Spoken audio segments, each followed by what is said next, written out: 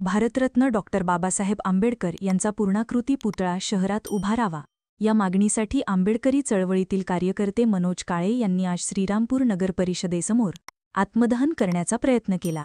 मात्र पोलिसांनी सतर्कता दाखवत वेळीच हस्तक्षेप केल्याने मोठा अनर्थ टळला. मनोज काळे यांनी या मागणीसाठी यापूर्वीही अनेक निवेदने आणि आंदोलने केली होती. मात्र प्रशासनाकडून कोणतीही दखल न घेतल्याने त्यांनी 10 दिवसांपूर्वी नगरपरिषद आणि पोलीस प्रशासनाला आत्मदहनाचा इशारा दिला होता. आज आंदोलकांनी इशारा दिलेल्या ठिकाणी जमून घोषणाबाजी सुरू केली.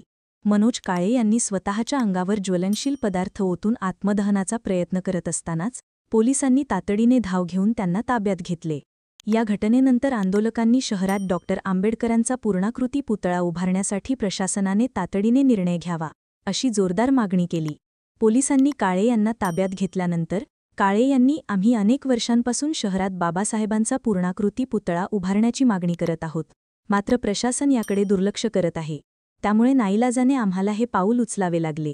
प्रशासनाने आता तरी जागे होऊन तातडीने पुतळा उभारणीचा निर्णय घ्यावा, अन्यथा 10 दिवसांनी पुन्हा आत्मदहन करणार असल्याचा इशारा काळे यांनी दिला आहे.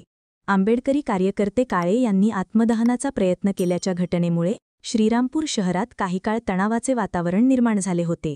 पोलिसांनी परिस्थिती नियंत्रणात आणली असून आता या संदर्भात पालिका प्रशासन काय कारवाई करणार हे पाहणे महत्त्वाचे ठरणार आहे.